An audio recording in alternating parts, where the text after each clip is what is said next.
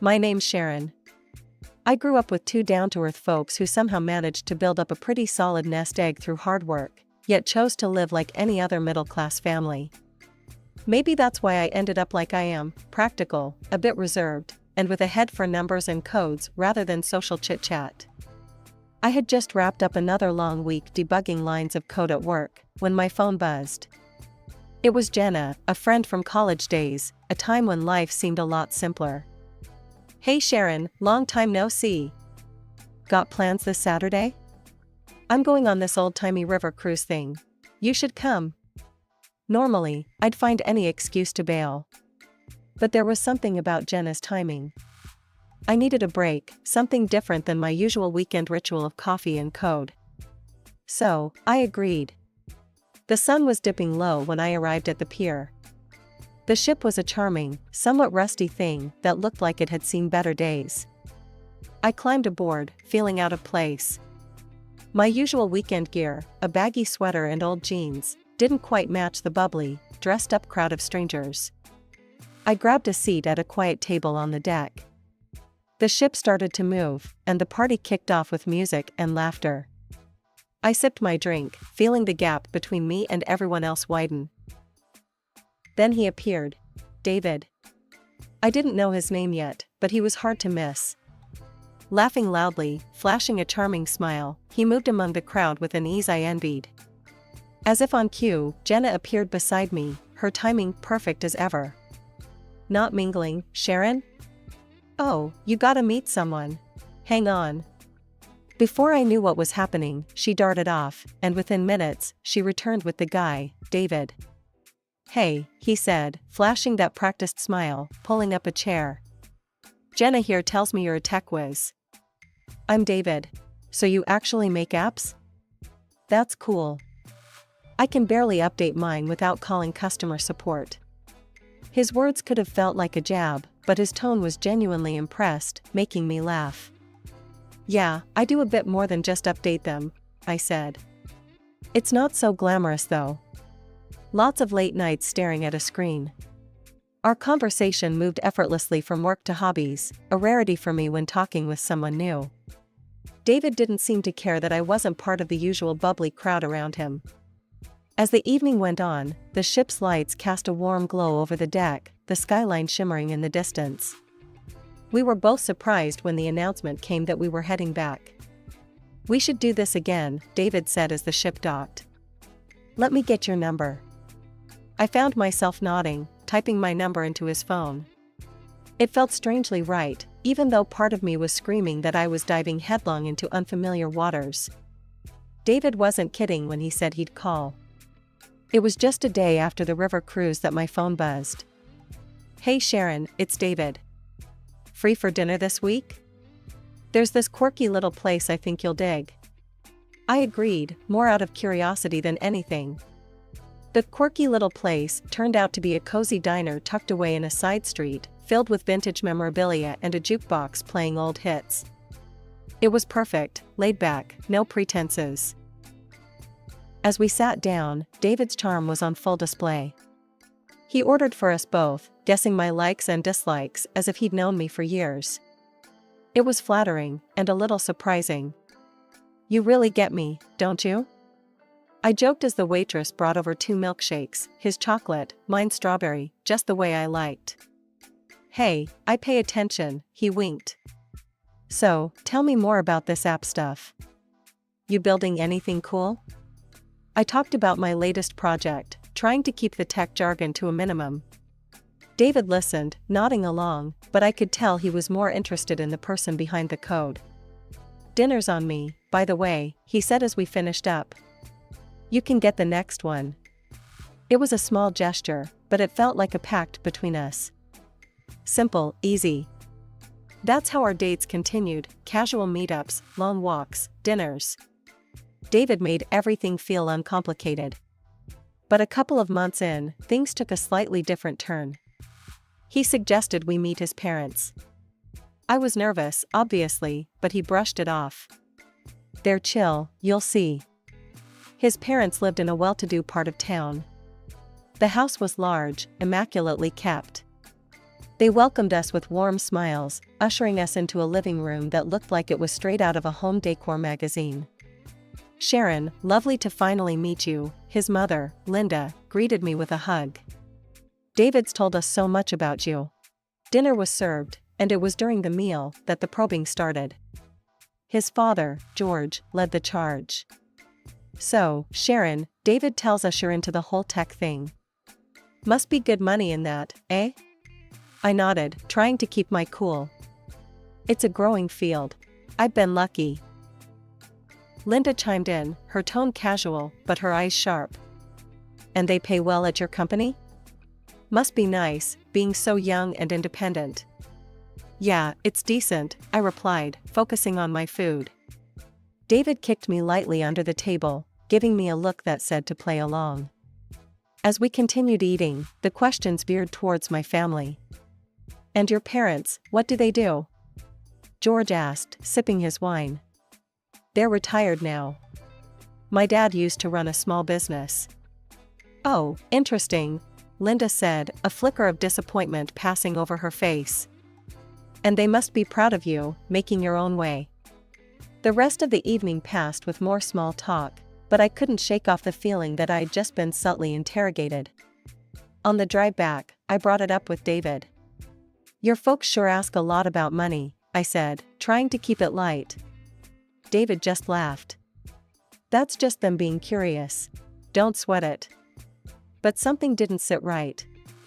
It felt like they were sizing me up, calculating something beyond my compatibility with their son.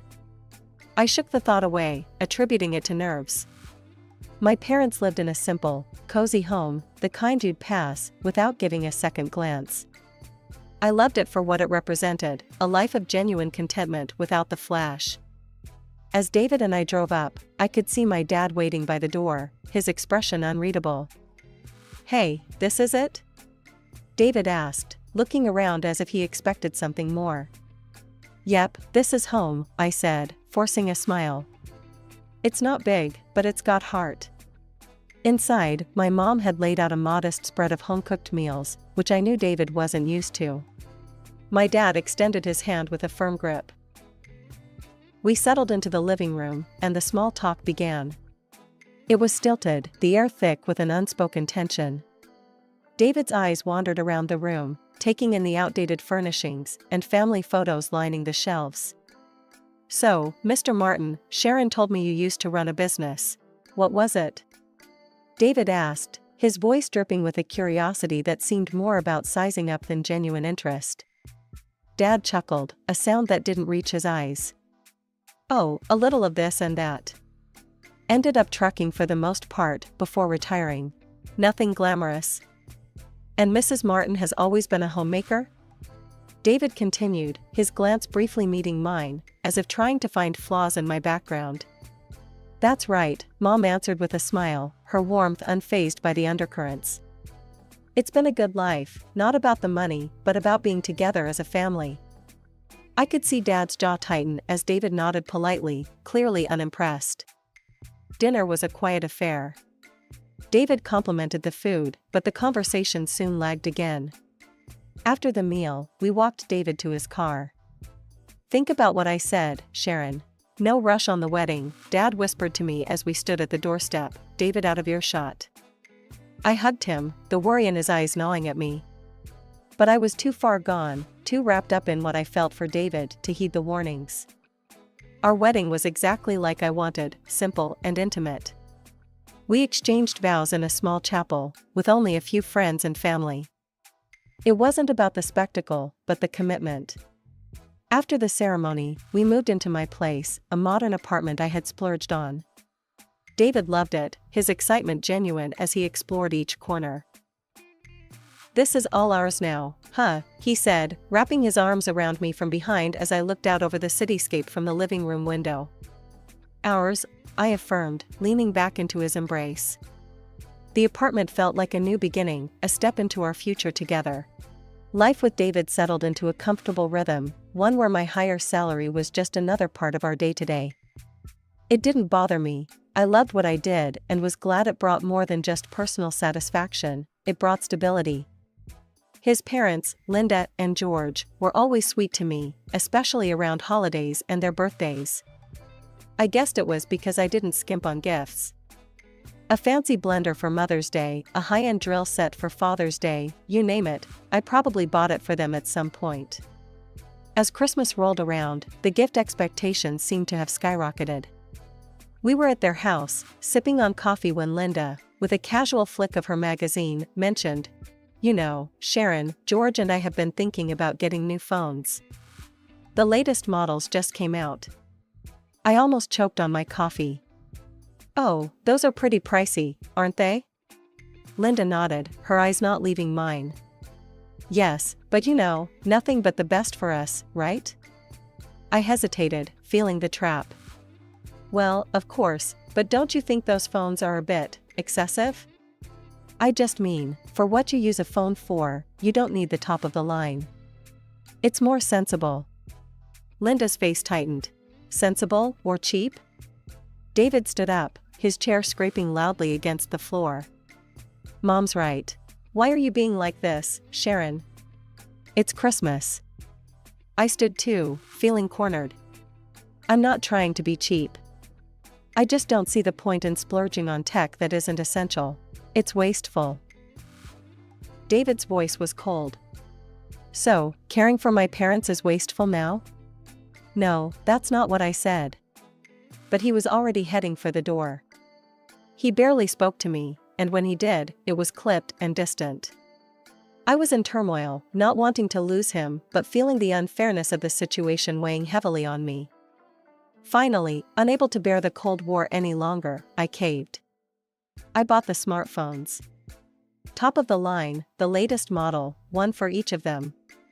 When I handed the gift-wrapped boxes to Linda and George, the transformation was almost comical. "Oh, Sharon, you didn't have to," Linda exclaimed, her voice dripping with something that sounded like victory. George clapped me on the back, a wide grin spreading across his face. "That's my girl. Knew you'd come through." David's mood magically improved. He hugged me, whispering thanks into my ear as if the past week hadn't been a series of silent meals and turned backs. The day it all fell apart started like any other. I was at my desk early, sipping my second coffee, scrolling through code lines, when the boss, Mr. Thompson, called us into the conference room unexpectedly. "Team," Mr. Thompson began, his voice shaky. "I won't sugarcoat it. The company is bankrupt. We're shutting down, effective immediately." The room went dead silent. Bankrupt? My job, my income, everything seemed to crumble right in front of me. I managed to keep it together until I got home. David was there, and seeing him, I felt maybe everything would be okay. I was wrong. "David," I started, my voice breaking. "The company, we're bankrupt. I've lost my job." He looked up, shocked at first, then his expression hardened. "What? You can find another job, right? Something that pays the same?" His first thought wasn't to comfort me, but to ask about money. It stung, but I pushed that aside. "I'll try," I said. "But it might take some time." The next few months were a blur of job applications and interviews. Each time I mentioned my last company's bankruptcy, I saw the change in the interviewer's face. It was like they thought bad luck was contagious. Money dwindled. Savings evaporated. And then came the day I'd been dreading. We couldn't afford the rent on our apartment anymore. David casually mentioned moving in with his parents. "Until you find something, it makes sense," he said. It was logical, practical, and utterly terrifying. Life at his parents' house was a nightmare. Linda and George's kindness vanished the moment they realized I wasn't the financial powerhouse I had been. Meals were tense, filled with not-so-subtle hints about hard times and pitching in more. One evening, as I was finishing up some freelance work, Linda walked in. "Sharon, dear, try to keep the showers short, will you? Water bills aren't cheap, you know." Dinner that night was an ordeal. I sat down at the table, and George started in before I even took a bite. "You know, Sharon, we're happy to help you two out, but you living here, it's a lot of extra expense. We're not the bank. My fork froze midair. I understand. I'm trying to find work. It's just been tough. David said nothing, just kept eating, his silence a heavy blanket smothering the room. The next few weeks, David's temper grew short. He'd snap over little things, dishes left out, lights left on. "Why can't you just find a job?" he shouted one evening after a particularly hard day of job rejections for me. "I'm trying, David. It's not like I'm not trying." I shot back, my own temper flaring. "Well, try harder. This isn't working. You sitting at home, stuck here because of you." It was as if he'd slapped me. Because of me? Wasn't this the same man who promised to stick by me through thick and thin? Every day, the comments chipped away at me. Linda's snide remarks about freeloaders and George's ever more frequent outbursts about carrying my weight were relentless. I felt alone, trapped. I wanted to call my parents, to hear words of comfort. But I couldn't. I couldn't tell them their daughter was living like this, dependent and despised. It would break their hearts. Linda's birthday dinner was supposed to be a small, intimate affair, a chance to celebrate in a close family circle at a nice restaurant downtown. I should have known better than to expect any warmth in what had become a daily struggle to maintain my dignity. We arrived at the restaurant, and the air was thick with forced pleasantries. Linda was glowing, thrilled to be the center of attention, while George chatted about the expensive wine he intended to order. David was unusually upbeat, laughing more loudly than necessary at every minor joke his parents made. As we settled into our seats, the waiter handed out the menus. I noticed mine looked different, thinner. Confused, I opened it to find a much more limited selection. Glancing around, I saw David and his parents poring over pages of gourmet dishes. "Why do I have a different menu?" I asked, trying to keep my voice steady. David glanced at my menu, then smirked. "Oh, that's the budget menu. We thought that'd be more suitable for you right now." Linda chuckled. "Yes, you know, with no job, you shouldn't be looking at expensive meals. We have to economize somewhere." George joined in with a hearty laugh. "Exactly. Maybe just stick to the bread and water, eh?" I stared at them, the words slicing through me. David laughed along with his parents, thinking it was all a big joke. The humiliation burned in my cheeks, the stares of other diners piercing me as some started whispering, pointing their phones in our direction. "On bread and water?" I stood up, my hands trembling. "When I had money, you all loved the gifts I gave.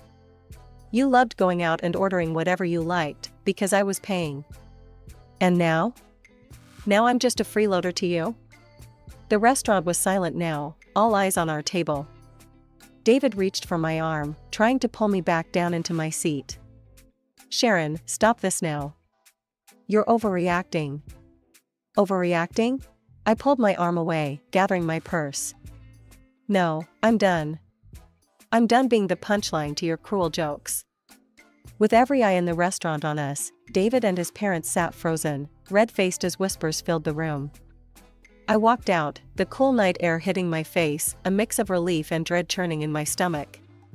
I didn't go back to celebrate. Instead, I went straight to their house. My hands shook as I packed my bags, throwing in everything I could think to grab. Driving back to my parents' house was a journey filled with mixed emotions. The last few months had drained me, and returning to my childhood home felt both like a defeat and a sanctuary. I found my dad in his usual spot, the old recliner in the living room, reading a newspaper. He looked up, his expression changing from surprise to concern as he took in my state. "Sharon, what happened?" he asked, his voice steady but worried. I sank onto the sofa, the weight of everything crashing down. "Dad, it's all gone wrong. David, his parents, they were just using me. And now, I've lost my job, my marriage, everything." Dad set his paper aside, his brow furrowed. "I saw it, Sharon. I saw it from the start, but you had to see it for yourself. They were freeloaders, parasites." Tears welled up as his words confirmed my worst fears. "I feel so foolish. And now, I've got nothing left. Dad leaned forward, his eyes locking with mine. You're wrong there. You've got something, they can't take it away. Your brains, your talent. Remember who you are. He stood up, walking over to his desk in the corner of the room. He pulled out a checkbook and began writing. I've been setting aside money for you, from the trading company. Not for a day like this, but to give you a head start when you were ready. He handed me a check, and I saw the amount. $300,000. My eyes widened in disbelief. This is for you to start anew. Your own IT company, just like you've always talked about, he said, his voice firm. I hugged him, overwhelmed by his faith in me. Thank you, Dad. I won't let you down. The next few days were a blur of activity. I called my former colleagues, many of whom were still jobless after the company's collapse. Hey, it's Sharon. I'm starting something new, and I want you on board. Are you in? Almost all of them agreed enthusiastically, grateful for the opportunity to return to work. We found a small office space in the city center, and I used part of the money to equip it with everything we needed. My friend Jenna, who was an internet journalist, caught wind of what I was doing. Sharon, this is huge. Let me write about it. People should know who's behind the newest tech wave in the city. The article went live a week later, detailing my journey and the vision behind my new company. It caught the attention of potential clients, and soon, we had our first contracts. The call from David came out of nowhere. His voice was cold, detached. Come over tomorrow. The divorce papers are ready. I arrived at the familiar house the next morning, bracing myself for whatever lay ahead.